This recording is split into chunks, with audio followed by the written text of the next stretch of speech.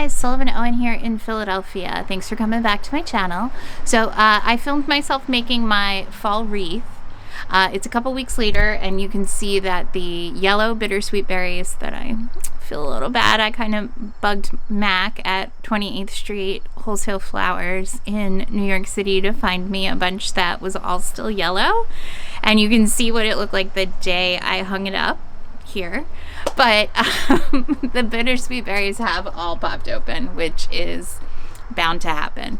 But I think it looks so awesome with our new paint. I'm really excited with how it turned out. I filmed myself making it, and I'm going to switch to a voiceover mode to give you guys some instruction to go with the video of me making it.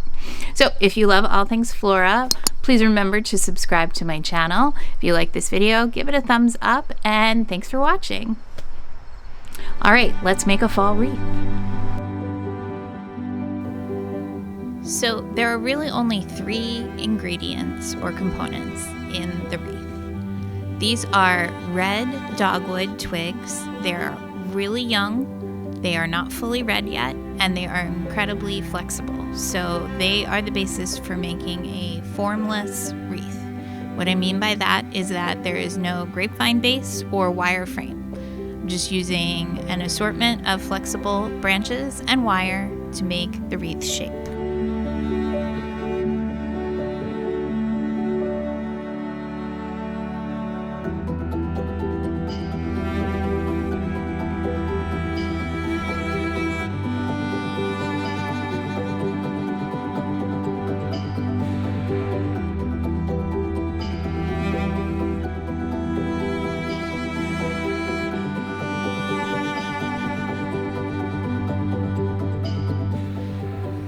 It's definitely worth spending some time going through your bittersweet and removing all the green leaves and cleaning up any broken branches with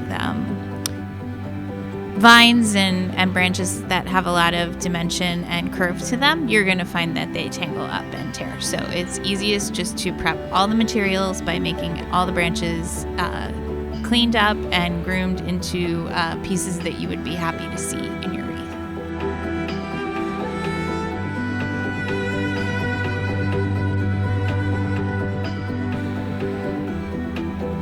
And that includes removing any kind of bare, twiggy branches that don't look good. If there's no real berries on it, it's probably not worth keeping.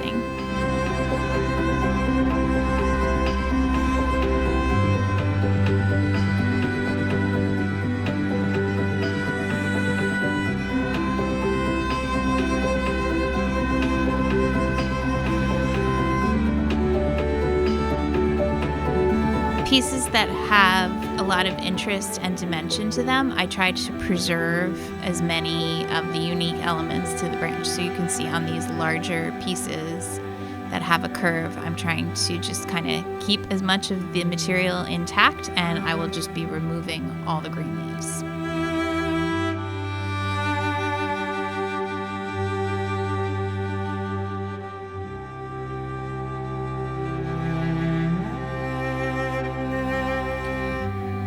This can be a messy task, so it may be a good idea to work on something like this outside.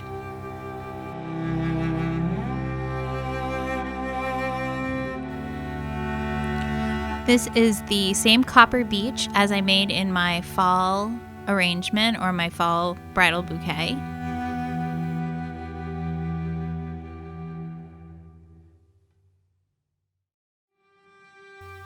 I originally thought that I would use the leucadendron, that is the green and white flower that you see in the corner, but ultimately I decided I liked how the wreath turned out without it, so didn't make it in.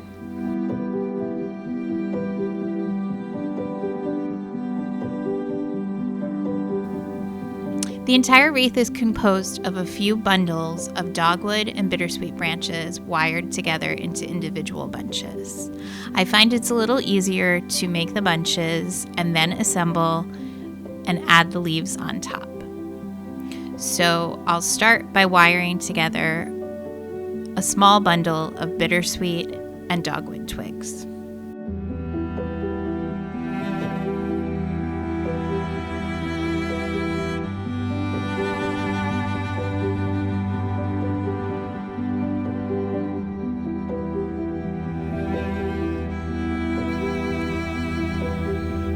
I'm using thin green floral wire that comes on a spool, and I think it's best to use wire cutters if you have them. You can use your clippers, but they will dull the blades much faster. So wire cutters or wherever.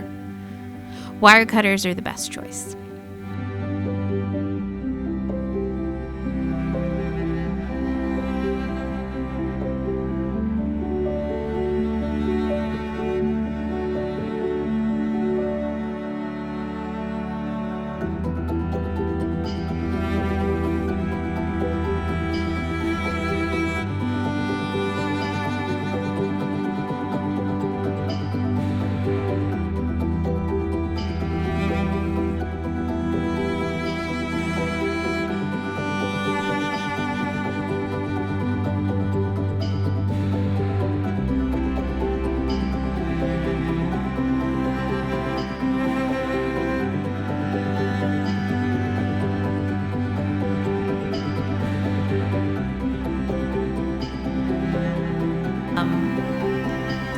Once all the materials are shaped into 3 bundles, I still have a few accent pieces of bittersweet left.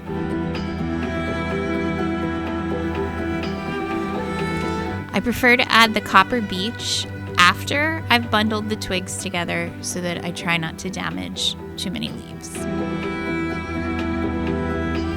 I'm just really loosely placing the leafy material into the bundles and anchoring them in one place.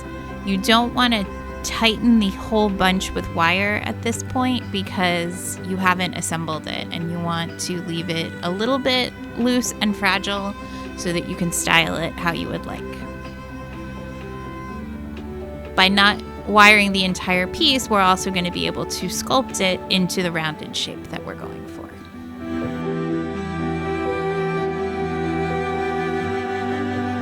So I'm taking the ends of 2 bunches and wiring them together into this crescent shape, and I'm going to put a good amount of wire onto this joint in 3 places, because this is really going to support the weight, and it helps. This also lends itself to the more asymmetrical style of wreaths that you see when you see a free-form wreath.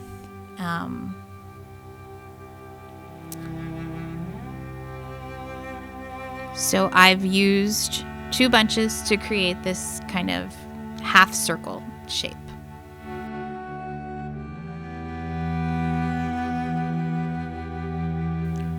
Now I'm using a few very thin flexible pieces of dogwood and wiring them into the ends of those 2 bunches that I've assembled. You can see this allows me to sort of stretch and pull into a wreath shape. And I'm using a piece of wire that I attached to one of the dogwood twig bundles to help secure everything. And while we're a little misshapen, you'll see how quickly just adding in a little extra material can help you round out the shape.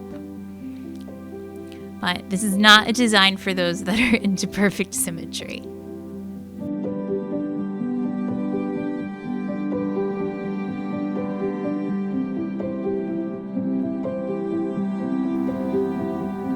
Now I'm adding in my last few pieces of bittersweet and some additional foliage.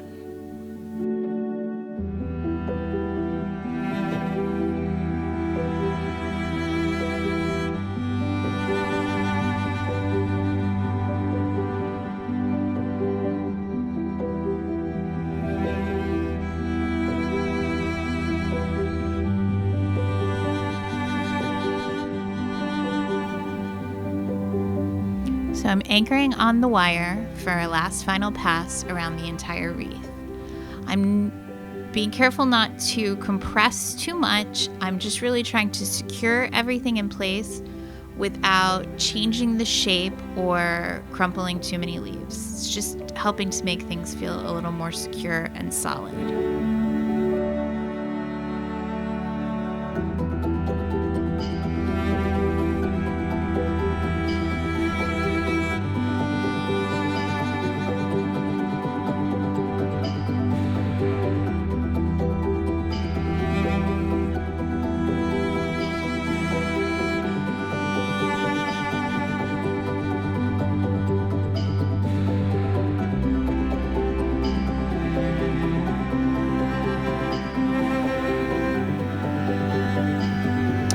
you pull the wire too tight, you'll kind of undo all of that dimensional work that you've been doing.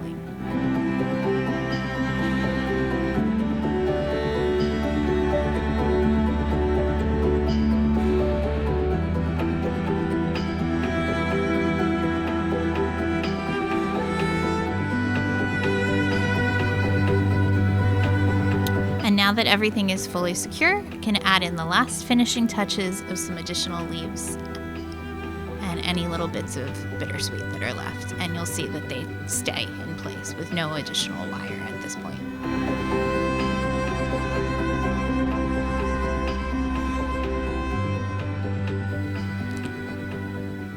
And there you have your formless wreath. My last step is to just put a piece of wire on at whatever I decide is going to be the top and take it outside and hang it. Thanks so much for watching the Fall Wreath DIY. If you like the video, please give it a thumbs up. Come find me on Instagram at Sullivan_Owen to show me your fall decor. And please remember to subscribe to my channel. As a new content creator, I appreciate all of you guys for coming back. And I'll see you next time. Thank you. Hi, Stella. Hi, Stella.